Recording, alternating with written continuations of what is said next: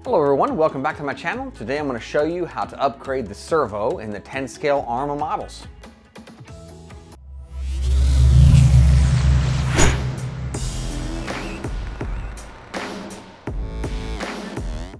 Well guys, before we get too much further, I just wanted to say thank you very much for stopping in and taking a look at one of my videos. As I mentioned in the intro, we're going to be upgrading the servo in this Arrma Typhon. Now this also works for all of the 10 scale models, including the Senton, the Typhon, the Granite. All of those models will be included in this process. Now what you see in front of you here are the tools and materials we need to do the upgrade. So of course we're going to need a vehicle, we're going to need a battery pack, and that battery pack does need to be charged. We're going to need our controller, we're going to need some kind of servo saver, we're going to need our upgraded servo, and we're going to need some kind of Allen wrench. Now I prefer to use this DeWalt power driver. This is a very unique tool, and if you've seen my videos, you've seen this in the past. If you push the trigger down, the tool doesn't actually do anything until you begin to rotate this tool. So this has a gyro sensing technology in it that makes things pretty convenient to use.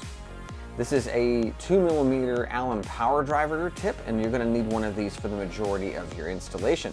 You can also use a regular Allen wrench if you prefer, but this is just the tool that I like to use.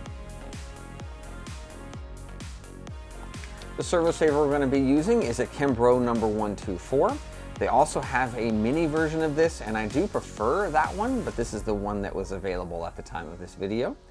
Arrma also makes a version of this servo saver that is specifically built for this model, but at the time of filming, that servo saver is on back order. The servo that we're going to be using is a Savox servo. This servo is number 0231MG. It is 0.17 second transit speed and 208 ounces of torque. So not only is this a Metal Gear upgrade for your vehicle, but also a pretty strong one as well. Other servos can be used in this application, so it's not a specific one for this vehicle. That's just the one I'm going to be using for this example. Now to begin our upgrade, we're going to remove the body. And we're going to flip the vehicle over upside down. Now you'll notice that there are 4 screws that need to be removed in order to remove the radio box, and 1 screw that's kind of hidden in this hole up here to disconnect the servo arm from the belt crank assembly. So I'm going to go ahead and do that now.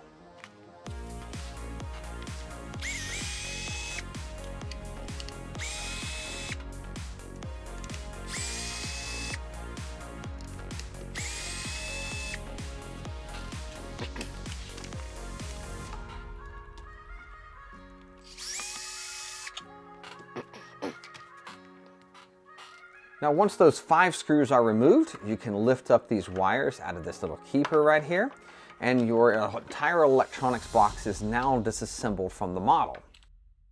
Now, I do recommend that everybody store their screws back in the spaces that they belong in.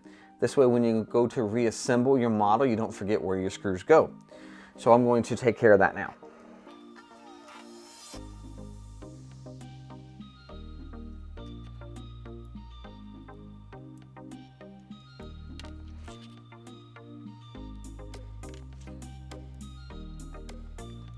Now before I do any more disassembly, I just wanted to point out to you that there are instructions on the bottom of this tray. You can see they're printed here. And these instructions are going to tell you to line this little triangle up that's inside this servo arm with this groove that's right here. Now because we're using an aftermarket servo saver, we're not going to be using that as an absolute guideline, but we will still line that screw up with this groove. So just remember that as we go forward. The next step is to remove the screw that's holding the switch down so that we can access the servo screws underneath.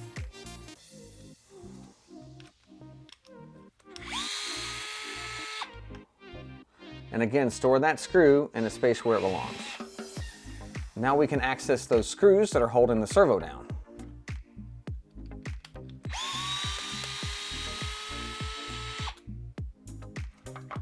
Under these screws is a little washer. Make sure that you don't lose or misplace those.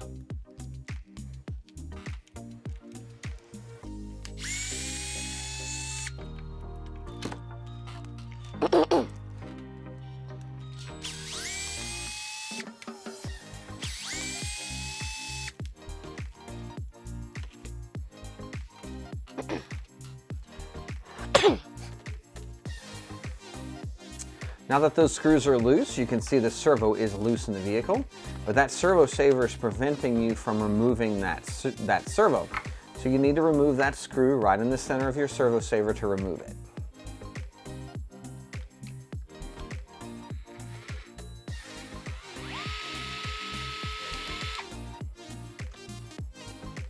Once that screw is removed, you should just be able to pop off this servo saver. If you find that these are difficult, you can take a little flathead screwdriver or the Allen wrench from our tool over here.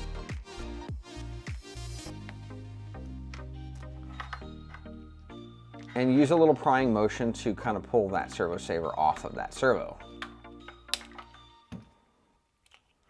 That servo saver is now removed. With that servo saver out of the way, now we can fully remove the servo. Now that servo is plugged into the receiver in this box, and you will need to remove the two mounting screws that hold the ESC down. Those screws are also the screws that hold the door closed.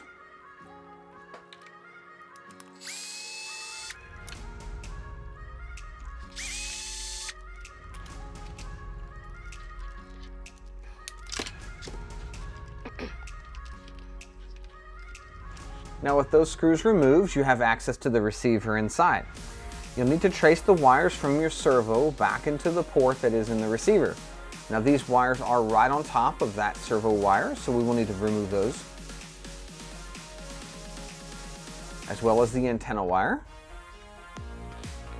And we can remove this wire from the receiver. You'll also notice that this wire is stuck in a little keeper here, and that little keeper just needs to be kind of pushed out of the way, and then you can remove the servo completely from your model.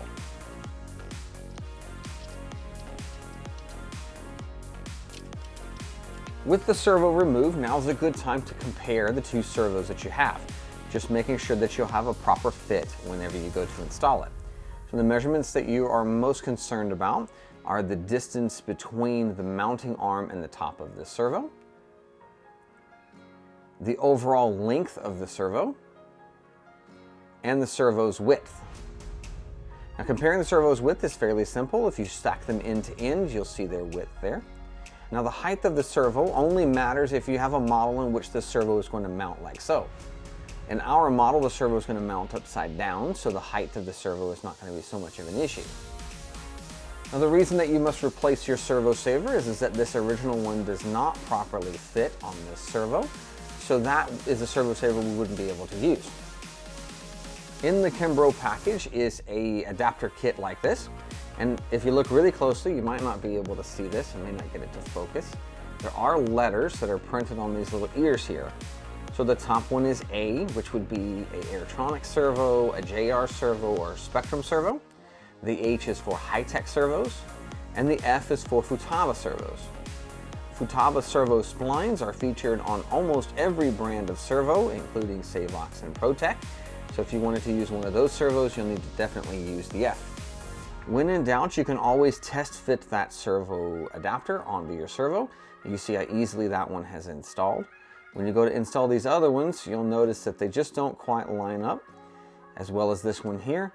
So these would not be your appropriate servo saver adapter. A little prep work on this little servo saver that's here.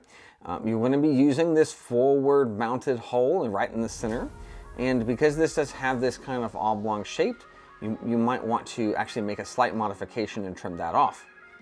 You can use a pair of side cutters such as this one here, just making sure, being careful not to cut yourself or damage a component.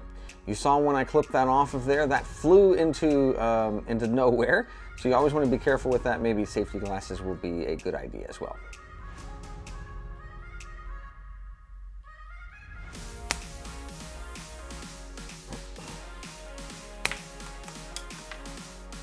Now, if you wish, you can grind these points down here and make this much smoother if you want.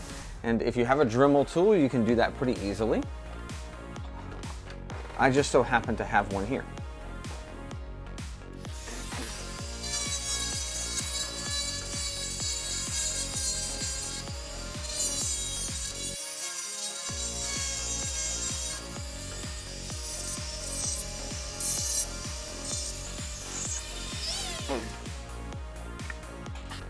Now, in looking pretty close at the servo saver, you see I have cut that pretty close to the edge of that hole.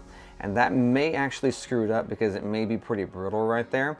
So this may require me to replace this servo saver later. Just be careful, don't do as I did and cut that a little too close. We'll push forward so that we'll go ahead and get this servo installed for you, and then at a later date I'll probably replace that arm. Because I did cut that pretty close, I have this little hand drill here. I have drilled out that hole so that we don't crack it when we thread it in there. Now we can finally install our servo, and before we do that I like to kind of tuck these wires in the places that they go. It just makes things a little bit easier to get these lined up before there's a bunch of things in the way.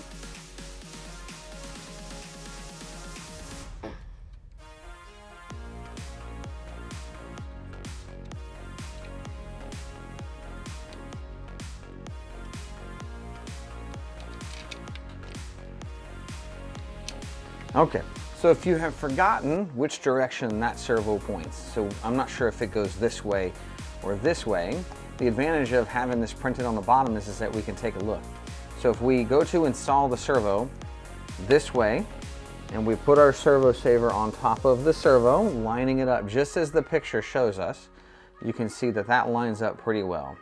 If we were to flip this over 180 degrees and install this incorrectly, you'll notice that that is not going to line up, so we won't be able to even install that servo saver. So this is going to tell us that it needs to go this way when we install it.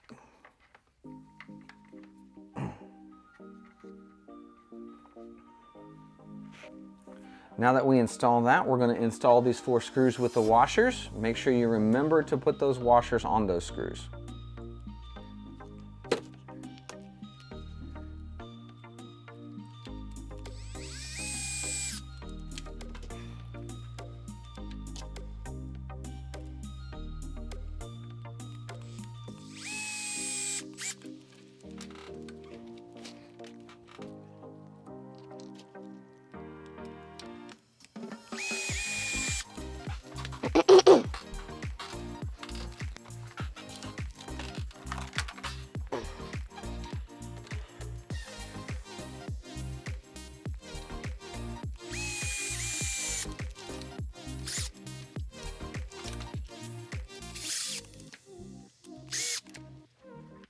I always like to start these screws and then tighten them up when I'm finished.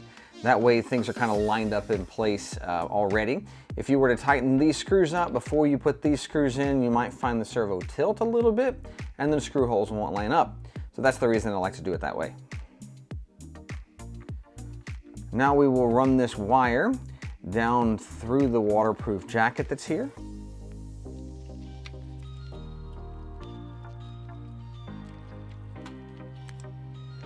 And we can use one of our Allen wrenches as a push tool.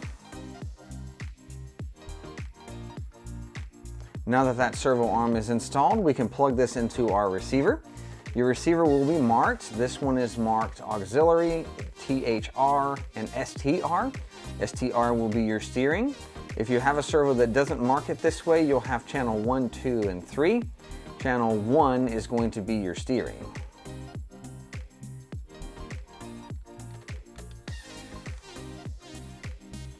Now you'll notice that the color code doesn't quite match, but brown always equals black. So just line up your colors. Then we will get these wires in here nice and neat so that they don't get pinched in the door. You also want to be very careful when you get these wires in here that you don't end up getting a wire over top of the screw hole right there, because when you go to thread your screw in there, you'll thread right through the wires.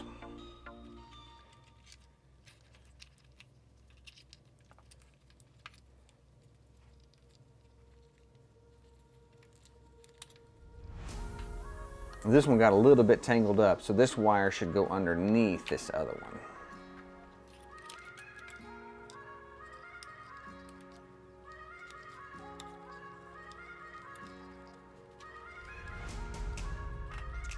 Now we can close up our door for the receiver box.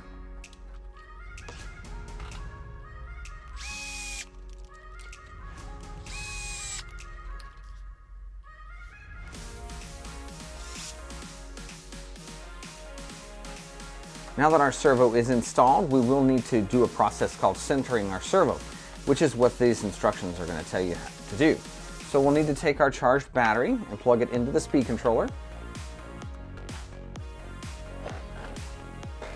Turn our controller on, and then power up your system. This will ensure that that servo moves to its center position. We'll need to check our steering trim. So we have an ST trim here. We'll want to turn that so that that ST trim goes to its 0 position. We'll want to remove the screw from the linkage of our original servo saver.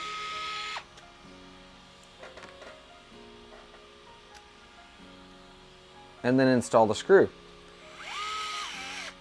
Now this is where it pays off to have pre-threaded that screw hole, because now that was so much easier to install it. Don't forget to double check that your servo adapter is still installed. Then line up the screw with the notch that's located up here. Now we can reinstall our servo mount screw.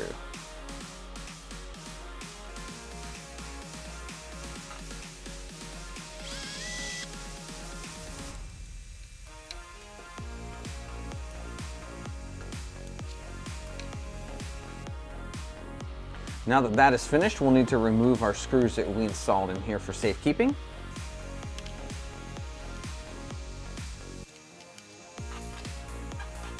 And then reinstall our box.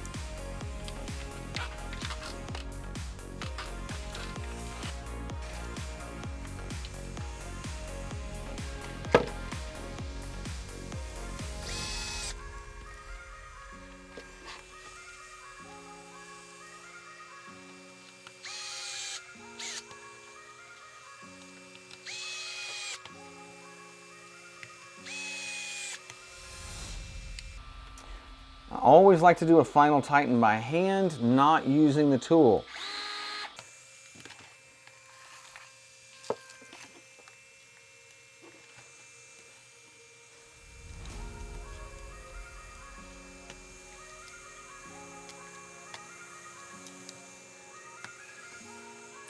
Now lining up the last screw with the bell crank that's inside this hole right here is a little bit of a tricky process, because you kind of have to hold things just right in place. So this one I like to try and use just a little power driver tip here from our tool, because this will give me a little bit more control and still be able to see what I'm doing.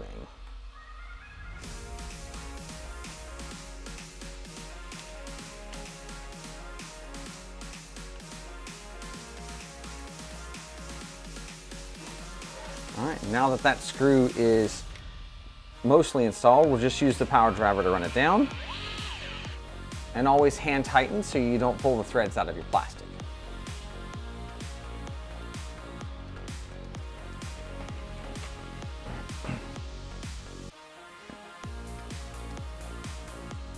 Our very last step is to reinstall our on-off switch, and we'll remove this screw that we kept here, that we put here for safekeeping.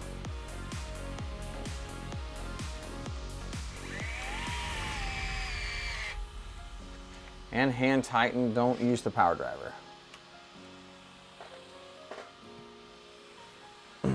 And that is it. That is how we install that servo.